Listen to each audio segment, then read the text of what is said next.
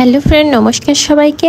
আমিও চলে গেছিলাম সেই ভাইরাল ওয়ান্ডারল্যান্ড পার্ক। এই পার্কটি কিন্তু ফেসবুকে অনেক বেশি ভাইরাল হয়েছে। ফেসবুক খুললেই শুধু এই পার্কটি দেখা যাচ্ছে, এই জন্য আমিও দেরি না করে চলে গেছিলাম। তাই প্রথমে টিকিট কেটে নিলাম। টিকিটের মূল্য কিন্তু মাত্র 50 টাকা ছিল। ভিতরে যে কি আর বলবো, মনটা ভীষণই খারাপ লাগছিল যে আমি যেদিন গিয়েছিলাম প্রথম থেকে বৃষ্টি, মানে রাস্তায় বৃষ্টি হচ্ছিল। তারপরে যে ভাবলাম মনে হয়তো ভিতরে পরিবেশটা একটু ভালো পাবো, কিন্তু এখানে এসে দেখি শুধু জল আর কাদা। তারপরে যাই হোক, এটা নিয়ে বেশি আর মন খারাপ করলাম না, কারণ আমি আমার সৃষ্টিকর্তার উপরেই সব কিছু ছেড়ে দিই।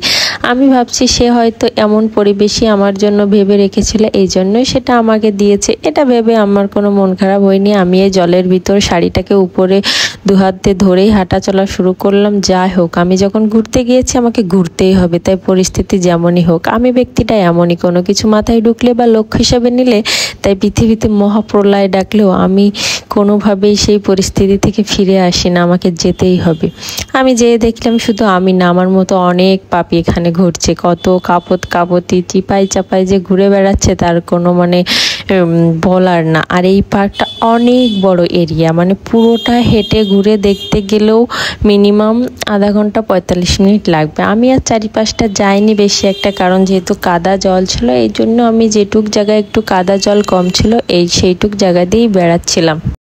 আর বিয়ের আগে পার্কে গেলে কতই না গল্প করতাম একজন আর একজনের পাশে বসে, আর এখন গল্প তো দূরে থাকে। এই যে চৌবাচ্চাটা হওয়ার পরে মানে পার্কে গেলে তার পিছনে দৌড়াতে দৌড়াতেই শেষ, গল্প তো দূরে থাকে, একদণ্ড বসতেও পারি না। এই জায়গায় উঠতেছে, এইদিকে দৌড়চ্ছে ওইদিকে দৌড়চ্ছে। আর শাড়ি পরলে আমি তো পুরো রোবট হয়ে যাই, বুঝতে পারি না। শাড়ি পরে আমি নাচতে পারি, কোনো সমস্যা না, কিন্তু শাড়ি পরে হাঁটতে পারি না। এটা কোন লজিক? মাঝে মাঝে ভাবি আমি মানুষ না এলিয়েন। যাই হোক, বাদ দেন আমার কথা। এখানে এসে দেখি বাবা একসঙ্গে আকাশে বহুত বিমান উঠছে, এগুলো আবার হেলে দুলে উঠছে। জানি না কেন এইভাবে উঠছে, কিন্তু এটাই উঠতে আমার একেবারেই সাহস হয়নি, কারণ আমার মেয়ে যে দুরন্ত, প্লেন থেকে নিচেই লাফতে পড়বে যখনই ঘোরা শুরু হবে। অনেক বুঝিয়ে শুনিয়ে ভাবলাম যাই ওদিকে কোনো রাইড পাই কিনা। তারপরে এইটাতে আমার হাজব্যান্ড আমাকে উঠতে বলে, আমি বললাম না, কোনোভাবেই আমি এই রাইডে উঠবো না। আমি এইখানে যে দেখি এখানে একটি ট্রেন দাঁড়িয়ে আছে আমাদেরকে নেওয়ার জন্য, এটাই উঠলাম। এখানে ট্রেনের টিকিট ছিল মাথাপিছু 50 টাকা, বাচ্চাদেরও 50 টাকা, বড়দেরও 50 টাকা।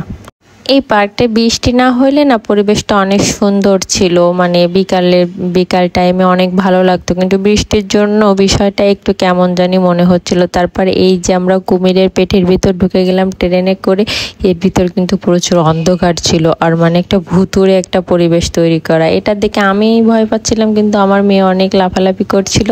আর এখানে ট্রেনে 1-2 পাক করে দিবে, দেওয়ার পরে আবার এনে স্টেশনে নামিয়ে দেবে। আর এটা কিন্তু ভালো, এখানে একটা মহিলা ট্রেনটিকে চালাচ্ছিল। আর এই যে আমার সামনে যে ভাইয়েরা বসেছিল বলছিল মহিলা মানুষ কি ট্রেন চালাতে পারবে, এইসব বলে মজা করছিল। তারপরে আমরা নেমে চলে আসলাম তাড়াতাড়ি করে অন্যদিকে যাব বলে।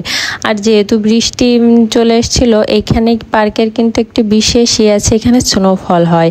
এখানে স্নোফল হওয়ার জন্য আমরা ওইটা দেখার জন্যই গেছিলাম, কিন্তু বৃষ্টির জন্য ওইটা ওরা আজকে আর মানে খুলবে না মেশিনটা, যেহেতু চারিদিকে বৃষ্টি পড়ছে টিপ টিপ করে।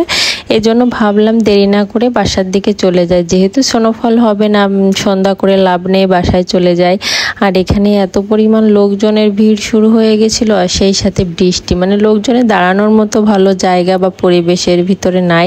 তারপরে আমরা ভাবলাম কিছু একটা খেয়ে বেরিয়ে যাব। এখান থেকে আমি অর্ডার দিয়েছিলাম ফালুদা আর চটপটি। এখানে বসেছিলাম, দেখেন চারিপাশে কত কাদা, বৃষ্টি পড়ছে এরকম। এই করতে করতে দেখি আমাদের খাবারটা চলে এসেছে। আর এখানে পরিবেশটা একেবারেই ভালো না, বলতে এখানে প্রচুর মশা। গেলে সাথে কয়েল নিয়ে যেতে হবে। প্রেম করতে যারা যাবে কয়েল নিয়ে অবশ্যই যাবেন, না হলে কিন্তু প্রেমে অনেক ব্যাঘাত ঘটবে। তারপরে এখানে আমাদের খাবার চলে এসেছে, খাবারের টেস্টটা মোটামুটি ছিল। আর ধন্যবাদ সবাইকে আমার এই ভিডিওটা দেখার জন্য।